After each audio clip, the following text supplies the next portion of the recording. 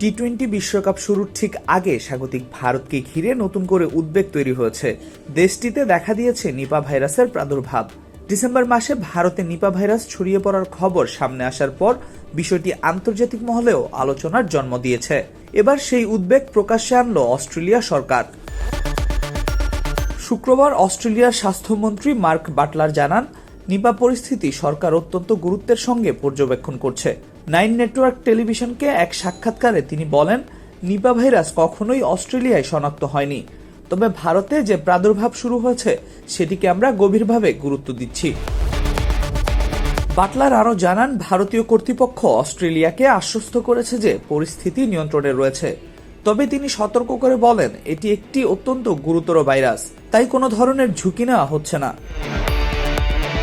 এর আগে পাকিস্তানের কয়েকটি গণমাধ্যমে দাবি করা হয়, নিপা ভাইরাসের কারণে ইংল্যান্ড ক্রিকেট দল ভারতে খেলতে আপত্তি জানিয়েছে। যদিও এ বিষয়ে এখন পর্যন্ত England and Wales cricket board আনুষ্ঠানিক কোনো বিবৃতি দেয়নি। তবে অস্ট্রেলিয়া ক্রিকেটও বিষয়টি নিয়ে এখনও নীরব অবস্থানে রয়েছে।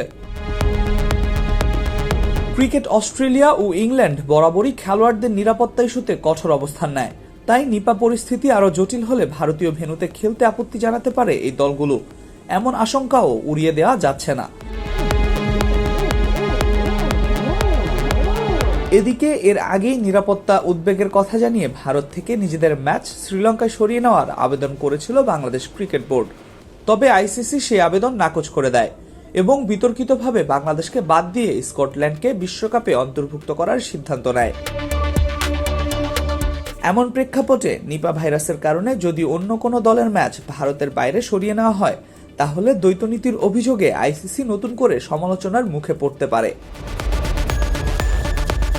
আগামী 7 ফেব্রুয়ারি থেকে শুরু হতে যাচ্ছে টি-20 বিশ্বকাপ। শুরু হতে এখনো প্রায় এক সপ্তাহ বাকি। এই সময়ের মধ্যে নিপা পরিস্থিতি কোন দিকে মোড় নেয় এবং সেটি বিশ্বকাপের সূচি ও ভেন্যুতে কোনো প্রভাব ফেলে কিনা, সেদিকেই এখন তাকিয়ে ক্রিকেট বিশ্ব। Al Mahmud Fahim, BD ক্রিক time.